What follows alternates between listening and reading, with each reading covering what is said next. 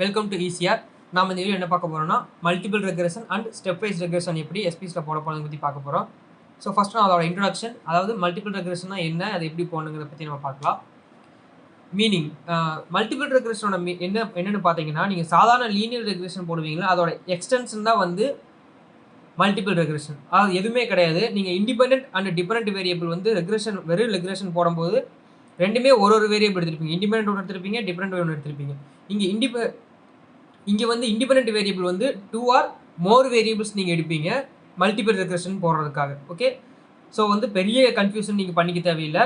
உங்ககிட்ட 2-3 independent variable இருக்குது அப்படின்னா நீங்கள் வந்து மல்டிபிள் ரெக்ரெஷன் யூஸ் பண்ணி உங்களோட அவுட்புட்டை நீங்கள் எடுக்க முடியும். ஓகே, பட் இதை வந்து நான் ஃபஸ்ட்டு இந்த ரெக்ரெஷன் போட சொல்லும் போது நான் சொல்கிறேன், இப்போவும் நான் சொல்கிறேன், நீங்கள் வந்து சும்மா நான் ரெக்ரெஷன் போடணுங்கிறதுக்காக நீங்கள் 2 வேரியபிள் எடுத்து நீங்கள் போட முடியாது. ரெண்டுக்குமே வந்து ப்ராப்பர் ரிலேஷன்ஷிப் இருந்தால் மட்டுமே வந்து நீங்கள் ரெக்ரெஷன் அனாலிசிஸ் போட முடியும். சும்மா லைக் தட் நான் இந்த 2 வேரியபிளுக்கு ரெக்ரெஷன் போடுறேன் அப்படின்லாம் நீங்கள் எடுத்து போட முடியாது. ஓகே, ஸோ ஃபார் எக்ஸாம்பிளுக்கு நான் ஒரு சின்ன எக்ஸாம்பிள் சொல்கிறேன்.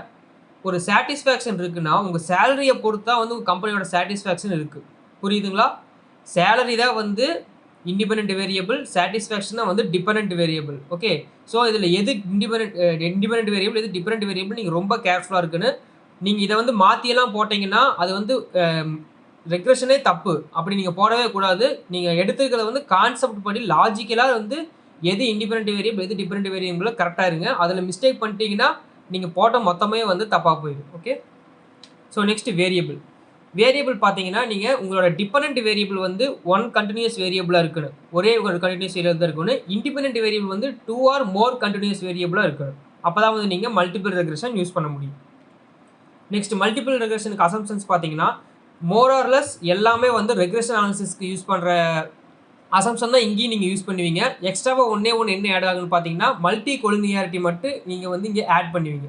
இந்த மல்டி கொலினியாரிட்டி வந்து உங்கள் இண்டிபெண்டன்ட் வேரியபிள் எல்லாமே வந்து சிமிலராக இருக்கா இல்லையா அப்படிங்கிறத செக் பண்ணுறதுக்காக நம்ம மல்டி கொலினியாரிட்டி வந்து நம்ம யூஸ் பண்ணி இந்த அசம்ப்ஷன் வந்து நம்ம செக் பண்ணுவோம். ஓகே, இது எல்லா அசம்ப்ஷன்ஸும் வந்து நான் தனியாக ஒரு பிளேலிஸ்ட்டே நான் கொடுக்குறேன், நீங்கள் அதில் வேணாலும் போய் செக் பண்ணிக்கோங்க. நெக்ஸ்ட் மல்டிபிள் ரெக்ரெஷனோட ஈக்குவேஷன் பார்த்தீங்கன்னா, ஸோ நீங்கள் ஃபஸ்ட்டு வந்து ரெக்ரெஷன் அனாலிசிஸ் போடும்போது y = a + bx, அதாவது இந்த 1க்கு முன்னாடி இருக்கிறது மட்டும்தான் வந்து லீனியர் ரெக்ரெஷனோட ஈக்குவேஷன். ஸோ இப்போ மல்டிபிள் ரெக்ரெஷன் போடுறதுனால உங்களோட இண்டிபெண்டன்ட் வேரியபிள் வந்து ஜாஸ்தி ஆகுது. ஓகே, 2 ஆர் மோர் இண்டிபெண்டன்ட் வேரியபிள் வருதா? ஸோ என்ன பண்ணுறீங்கன்னா இங்கே இண்டிபெண்டன்ட் வேரியபிள் இருக்குது பாருங்கள். நான் எக்ஸ் இது எல்லாத்துக்கும் மீனிங் கொடுத்துருக்கேன். எக்ஸ் வந்து இண்டிபெண்டன்ட் வேரியபிள். ஓகே, பி வந்து அந்த இண்டிபெண்டன்ட் வேரியபிளோட ஸ்லாப்னு சொல்லுவோம்.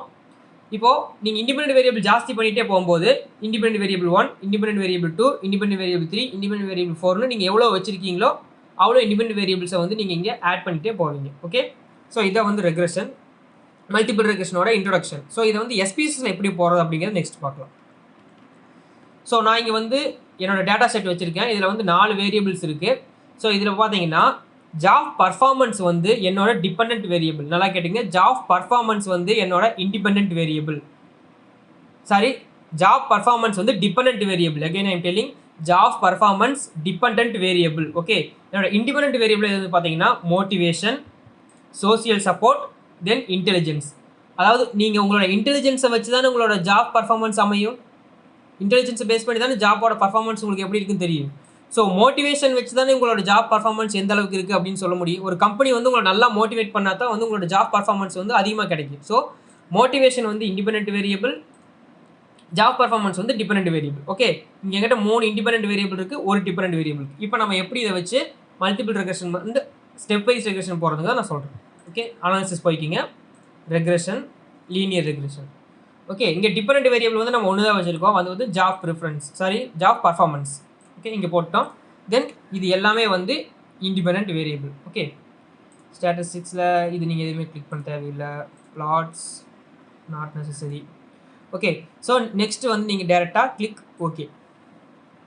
ஓகே, ஸோ இப்போ ஓகே கொடுத்தாச்சு. நம்ம வந்து இது என்டர் மெத்தடில் போட்டிருக்கோம். ஓகே, மல்டிபிள் ரெக்ரெஷன் நம்ம என்டர் மெத்தடில் போட்டிருக்கோம். நெக்ஸ்ட் வந்து நம்ம ஸ்டெப் வைஸ் ரெக்ரெஷனில் மெத்தடில் நம்ம போட போகிறோம். ஓகே, இதுவும் வந்து ரெக்ரெஷன் அனாலிசிஸில் நீங்கள் பார்க்க வேண்டிய எல்லாமே வந்து இங்கேயும் பார்ப்பீங்க. ஓகே, இந்த மாடல் வந்து எந்த அளவுக்கு நம்மளுக்கு ஃபிட் கொடுக்குது அப்படின்னு பார்த்தீங்கன்னா 0.481.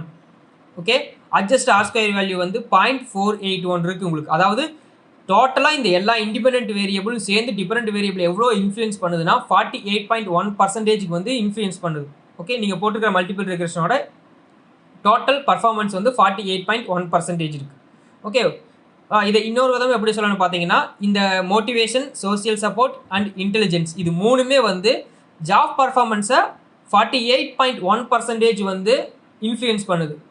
ஓகேங்களா, 100%க்கு 48.1%. இங்கே வந்து உங்களுக்கு 0.481 இருக்குது, இதை 100 கன்வெர்ட் பண்ணிக்கிங்க 48.1%. தென் கீழே பார்த்தீங்கன்னா கோஎஃபிஷியன்ஸில் வந்து உங்களுக்கு ஈச் வேரியபிளுக்கு சிக்னிஃபிகண்ட் எவ்வளோ இருக்குன்னு கிடைக்கும். ஓகே, ஸோ இங்கே பார்த்தீங்கன்னா இங்கே இன்டெலிஜென்ஸ் மட்டும் சிக்னிஃபிகண்ட் கொடுக்கல. ஸோ வந்து இன்டெலிஜென்ஸ் வந்து ஜாப் பர்ஃபார்மன்ஸை இன்ஃப்ளூயன்ஸ் பண்ணல அப்படின்னு இந்த ஸ்டடி வந்து ப்ரூவ் பண்ணுது. ஏன்னா இங்கே சிக்னிஃபிகண்ட் வரல. ஓகே, தென் இதுக்கு ஈக்குவேஷன் பார்த்தீங்கன்னா ரெக்ரெஷன் அனாலிசிஸில் போட்ட ஈக்குவேஷனே தான். நீங்கள் இண்டிபெண்ட் வேரியபிள் மட்டும் உங்களோட வேல்யூஸை சேஞ்ச் பண்ணி நீங்கள் போட்டுக்கலாம். ஸோ இதே தான் இங்கே வந்து ஏ வந்து இன்ட்ரப்ட். ஸோ ஏங்கிறது வந்து 0.052. தென் இண்டிபெண்ட் வேரியபிள் வந்து நீங்கள் எவ்வளோ சேஞ்ச் பண்ணுறீங்கிறத இந்த ஈக்குவேஷனில் இருந்து அங்கே போட்டு தென் மோட்டிவேஷனுக்கு வந்து -0.480. தென் நெக்ஸ்ட் வந்து சோசியல் சப்போர்ட் வந்து ஃபேக்டர் 2, அதாவது இண்டிபெண்ட் ஃபேக்டர் 2 செகண்ட் ஃபேக்டருக்கு இதே மாதிரி வச்சு நீங்கள் அதை ஈக்குவேஷன் வந்து நீங்கள் போட்டுக்கலாம். ஓகே, தென் அனோவா வந்து இந்த உங்களோட மாடல் வந்து சிக்னிஃபிகண்ட் இருக்கா இல்லையாங்கிறது இப்போ செக் பண்ணுறதுக்கு. ஸோ உங்கள் மாடல் சிக்னிஃபிகண்ட்டாக இருக்குது, 0.000 இருக்குது. Okay, so highly significant model. Okay, இப்போ வந்து இது வந்து சாதாரணமான மல்டிபிள் ரெக்ரெஷன் என்டர் மெத்தடில் போட்டது. நெக்ஸ்ட் வந்து ஸ்டெப் வைஸில் எப்படி போகிறதுன்னு பார்க்கலாம். ஓகே, ஸ்டெப் வைஸில் எப்படி போகிறதுன்னு பார்த்துருவோம். அனாலிசிஸில் ரெக்ரெஷன், லீனியர் ரெக்ரெஷன் ஆல்ரெடி நம்ம எல்லா காம்பனண்ட்டும் இதில் போட்டு வச்சுருக்கோம். இங்கே மெத்தட் இருக்குது பாருங்கள். இந்த மெத்தடில் என்டருக்கு பதிலாக ஸ்டெப் வைஸ், இங்கே என்டருக்கு பதிலாக ஸ்டெப் வைஸ் மட்டும் கிளிக் பண்ணி ஓகே கொடுத்துருங்க. ஓகே, ஸோ இப்போ பார்த்தீங்கன்னா உங்களுக்கு மாடல் சம்மரியில் R² வந்து 2 R² கொடுத்துருப்பாங்க. ஓகேவாங்க, இங்கே ஸ்டெப் வைஸ் ரெக்ரெஷன் என்ன பண்ணுன்னு பார்த்தீங்கன்னா, இந்த ஸ்டெப் வைஸ் ரெக்ரெஷனில் வந்து நீங்கள் கொடுத்துருக்க இண்டிபெண்ட் வேரியபிளை ஒன்றா தான் வந்து இம்ப்ளிமெண்ட் பண்ணிகிட்டே வரும். ஃபஸ்ட்டு வந்து ஒரு வேரியபிள் எடுத்து வைக்கும், அப்போ வந்து என்ன நடக்குது அப்படிங்கிறத செக் பண்ணிவிட்டு நெக்ஸ்ட்டு இன்னொரு வேரியபிளை எடுத்து வைக்கும், அப்போ என்ன நடக்குது அப்படிங்கிறத செக் பண்ணிவிட்டு உங்களுக்கு ஃபைனலாக வந்து எத்தனாவது மாடலில் உங்களுக்கு பர்ஃபெக்ட் மாடல் கிடச்சிருக்கு அப்படிங்கிறதா வந்து ஸ்டெப் வைஸ் ரெக்ரெஷன் கொடுக்கும். ஓகே, இங்கே பார்த்தீங்கன்னா 2வது மாடல் தான் வந்து நம்மளுக்கு R² வேல்யூ வந்து அதிகமாக கிடச்சிருக்கு, 0.484 கிடச்சிருக்கு. ஓகே, ஸோ இது 2வது மாடல் தான் வந்து நம்மளுக்கு குட் மாடல் அப்படின்னு நம்ம இங்கே வந்து எஸ்பிஎஸ் நம்மளுக்கு அவுட்புட் கொடுத்துருக்கு. ஸோ இதில் என்னென்ன வேரியபிள்ஸ் இருக்குன்னு பார்த்தீங்கன்னா, ஸோ இங்கே பார்த்தீங்கன்னா உங்களுக்கு 2 வேரியபிள் மட்டும்தான் எடுத்துருக்குது. 3வதாக இருக்கிற இன்டெலிஜென்ஸுங்கிற வேரியபிளை வந்து ஸ்டெப் வைஸ் ரெக்ரெஷனில் எடுக்கல. ஏன்னு பார்த்தீங்கன்னா ஆல்ரெடி நம்ம நார்மல் ரெக்ரெஷன் போடும்போது உங்களுக்கு இன்டெலிஜென்ஸ் வந்து நாட் சிக்னிஃபிகண்ட் தான் வந்திருக்கு. அதனால் இதை வந்து கன்சிடர் பண்ணல ஸ்டெப் வைஸ் ரெக்ரெஷன். ஏன்னா அது வந்து சிக்னிஃபிகண்ட் இன்ஃப்ளூயன்ஸ் பண்ணல. அதனால் வந்து இன்டெலிஜென்ஸை வந்து ஆட்டோமேட்டிக்காக ஸ்டெப் வைஸ் ரெக்ரெஷன் வந்து ரிமூவ் பண்ணிடும். ஓகே, உங்களுக்கு ஃபைனலாக கிடைக்கிற கோஎஃபிஷியன்ஸ் பார்த்தீங்கன்னா நீங்கள் ஃபஸ்ட்டு இது வந்து ஃபஸ்ட்டு வந்து சோசியல் சப்போர்ட் போட்டப்போ மட்டும் என்ன கிடச்சிது, தென் சோசியல் சப்போர்ட் கூட மோட்டிவேஷன் ஆட் பண்ணும்போது என்ன கிடச்சிதுங்கிறதா வந்து இங்கே கோஎஃபிஷியன்ஸ் டேபிள் இருக்குது. நீங்கள் வந்து இதில் 2வதாக இருக்கிற மாடல் இதான் வந்து நம்மளுக்கு எக்ஸாக்டாக கிடச்சிருக்கா பர்ஃபெக்ட் ஃபிட் மாடல். இது தான் வந்து நம்ம இன்டர்பிரேஷனுக்கு எடுத்துக்கணும். இது இந்த கோஎஃபிஷியன்ஸில் இருக்கிற செகண்ட் மாடலை வந்து நீங்கள் ஈக்குவேஷனுக்காக எடுத்துக்கலாம். ஓகே, தென் நெக்ஸ்ட் இங்கே பார்த்தீங்கன்னா இந்த மாடல் சம்மரியில் இந்த மாடல்ஸ் வந்து எப்படி கிரியேட் ஆகுதுன்னு பார்த்தீங்கன்னா உங்களுக்கு வந்து இப்போ நம்மக்கிட்ட 3 இண்டிபெண்ட் வேரியபிள் இருந்ததுனால இது 2வது ஒன்று சிக்னிஃபிகண்ட் வரல அப்படிங்கிறதுனால இங்கே வந்து மாடல் 2 நின்றுச்சு.